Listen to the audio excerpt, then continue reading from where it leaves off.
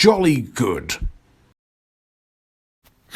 Hello, boys and girls, ladies and gentlemen. My name is AntZ, and welcome to another My Thoughts on.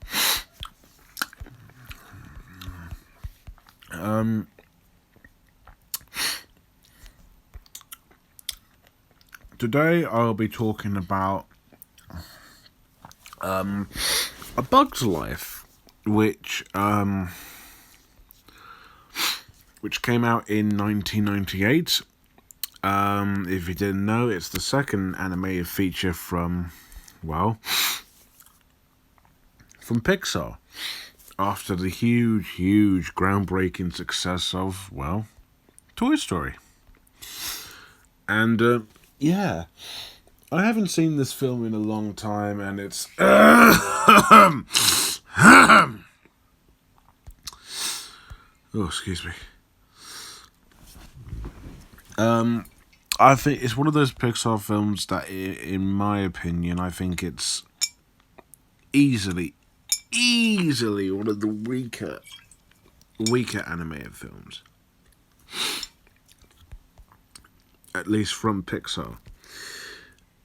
But it's not awful from what I remember. I remember liking it fine, but Luca is out tomorrow, so I might as well,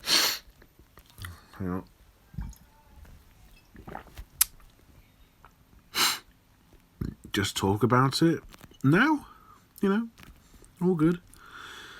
So let's do that. It's directed by John Lasseter and co-directed by Andrew Stanton. How convenient. So the film is about these ants who live in a colony. Sounds very, very similar to another animated film which came out in the same year.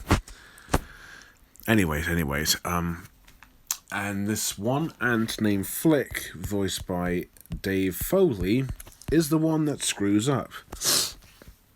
And the Princess Ada, voiced by Julia Louis-Dreyfus, kind of banishes him from the colony because he keeps messing up. And they are under the threat of these grasshoppers, led by, coincidentally, a leader named Hopper, voiced by Kevin Spacey. They will come back and kill all the ants if they don't get enough food for them, and when the last leaf falls, So Flick goes out to the city to find the toughest bugs he could find. And he does come across bugs, but maybe not the ones he's looking for. These are circus bugs. However, he has to lie to the ants by making them look like they are fighting bugs. And so they have to get back in time before the grasshopper arrive. The grasshoppers arrive. Makes sense. Where to start? I can confirm that this is one of the weaker Pixar stories. It's the loser who makes it up to the top and actually wins everyone's hearts and saves the day, kind of thing. And I like when you've got like the rag team of these underdog people who seem to be odd, but then they make it in the end. And this reminded me a lot of MU, Monsters University, and I can't say which film did it better, so I'm going to go with the latter. The story is very, very, very basic and very predictable, unfortunately. Flick lies, and you know exactly what's going to happen, and you know how the film's going to end. The tone of the film compared to, and I'm probably going to compare it to this film a lot, Ants. Comparing this tone to Ants has more of a laid-back, adultish and aggressive tone to it. In here, it's a little like that, but it's more family-friendly, cutesy things going on with lots of gags. And, it works in Toy Story, but here it just feels like the kiddie version of Ants. not a bad thing. I think this film does have some funny lines and a couple of adult jokes here and there that kind of worked. And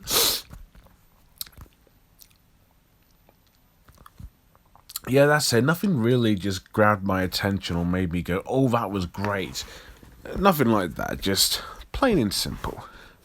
Another thing I like is the world building of the film. Similar to AntZ, and I will go as far to say as any ant bug related film. There's a world in this movie. You got Ant Island, you got the city, you got the bugs. They all use like their own like little surroundings to make their own world, which is kind of cool and creative, I will admit. And it does have originality to it. It's just that the story is is the most unoriginal thing of it of all, And the tone and the humour, it's all samey, child-friendly, naff stuff.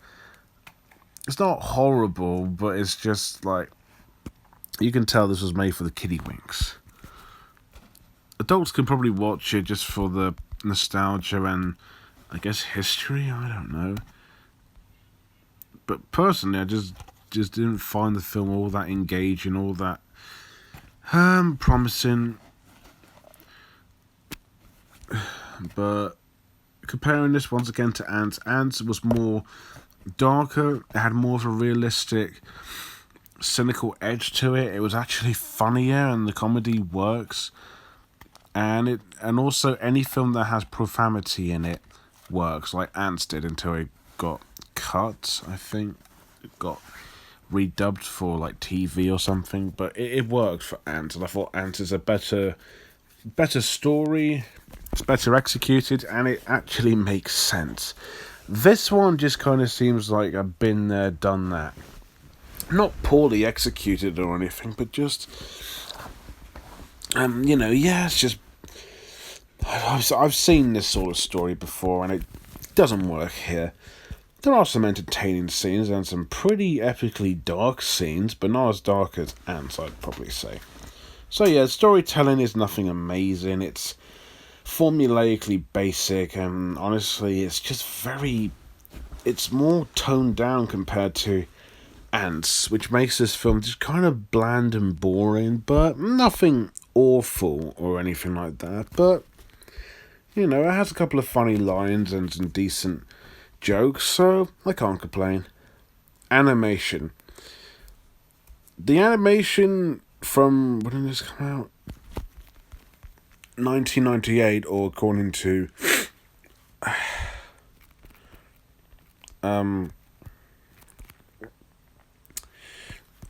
to IMDb, it came out in 1999, just a few years before I was born.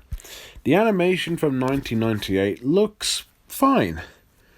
I'll say this, the best thing about the film compared to AntZ is the animation, and I mean, don't get me wrong, I like the look of AntZ, I like how they wanted to portray it, and it has a style to it, but this film has more texture, more colour, more vibrant looks to it. It's visually more pleasant to look at, and it's creative. Like I said, the world building is pretty interesting, and the textures in terms of like water and plant life, and you got the trees and the leaves and the grass. It's all nice and pleasant to look at. It's really well made. I must congratulate on the animators. Not as good as Toy Story. I think Toy Story looks better, except for, well, the humans. But hey, they improve after this film. The only thing I can say, and this is pretty common with early Pixar films, is that they do look quite dated. They look, I mean, obviously nowadays they look even better than before, but it's like,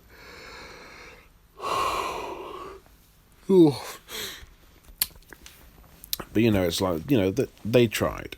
They tried to make the best they could with the materials that they had for this film, and it worked for the most part. Nothing amazing, nothing exciting, nothing that's like Toy Story or anything nowadays, but it did look good for the time, and it did prove that Pixar can do more than Toy Story, and the animation proved at the time that they are capable of making 3D animation look extraordinary and new.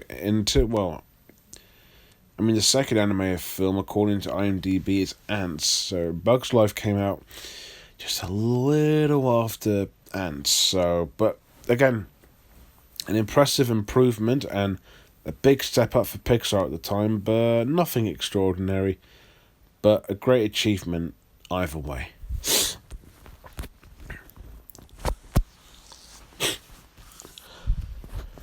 Characters and acting.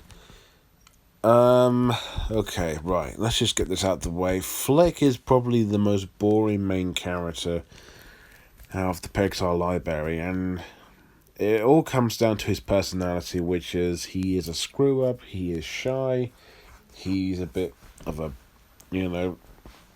loser in a way.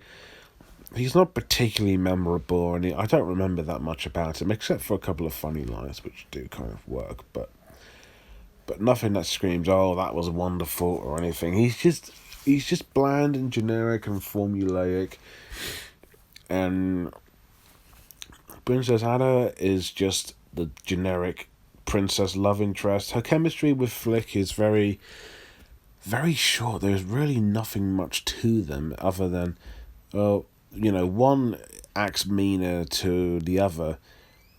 Okay, this film has a lot of mean characters, and Flick's the one who gets the blame because he messes up a lot, and none of them I liked, really. Ada wasn't...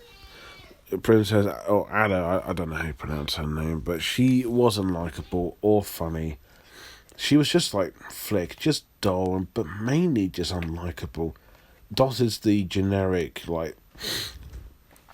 kid comic relief who's nothing amazing, but she's Hopper's a pretty good villain, but not the best. He's threatening enough, and Kevin Spacey's performance is genuinely delightfully devilish, I guess. Sure, we'll go with that. But the best characters in the film are, no joke, and non-surprisingly, the circus bugs. First off, they have personality, they have good comedy, and they're all likable. You got Slim, who's voiced by David Hyde Pierce. You got Hemich, I think that's how you pronounce it. He's voiced by the late Joe Ranft.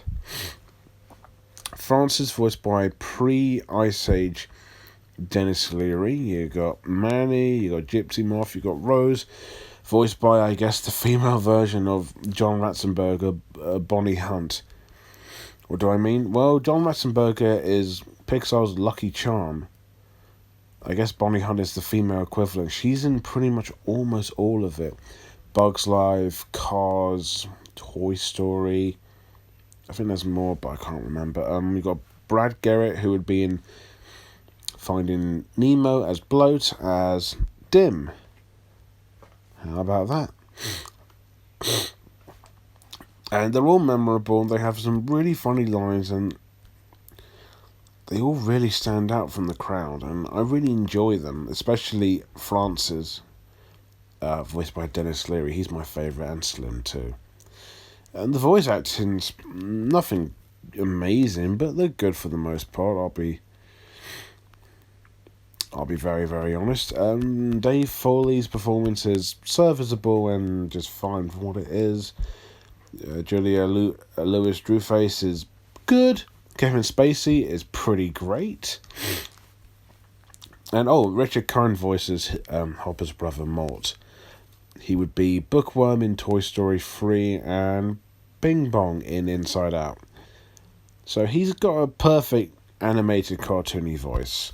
David Hyde Pierce, Joe Ranft, Dennis Leary, Jonathan Harris, Madeline Kahn, Bonnie Hunt, Michael McShane, Brad Garrett. They all voice the circus clown, the circus bugs really well. I think they're all just genuinely likable, and they really stand out with their identifiable voices. And it really works. I thought they were all just wonderful, really, really terrific. And the characters don't stand out as much as the other Pixar films, but they're well performed by some terrific voice actors, and they got some funny lines. But the circus clowns or the circus bugs, sorry, are the real standouts here. The score by Randy Newman is just another Randy Newman score. It's very good. As always, it's a very good score. I cannot complain there, but at the same time, it's just another score that's just exactly what it is. Just perfectly nice to listen to, but nothing above Toy Story or Cars levels of amazing. Yeah, my opinion on this film hasn't changed all that much. Bug's Life is definitely one of the weaker Pixar films. Don't get me wrong, it's not as bad as Cars 2. It's kind of in between. I'll say that. It's not the worst. It's just perfectly passable and watchable at best.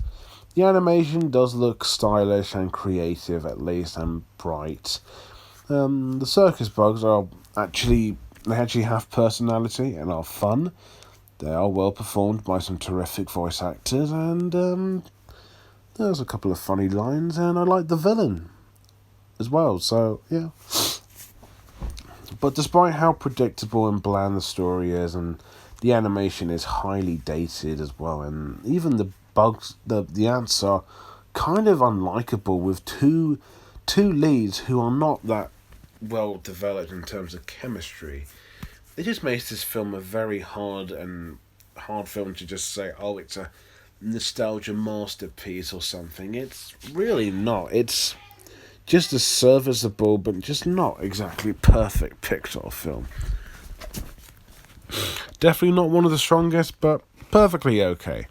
So, what did I give it last time? I think it was oh, excuse me.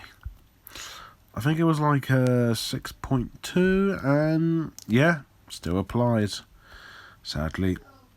But, yeah, anyways, so that is A Bug's Life. Is it better than Ants? Nope, I think AntZ is the better movie. So yeah, there you go. Tomorrow I will be talking about Brave, and that's the day Luca comes out also. So that'll be out Saturday. So look forward to that. And yeah, if you have seen A Bug's Life, what do you think about it? Is it good, bad, decent? Do you want to see it? Let me know below. And as always, thank you guys for watching.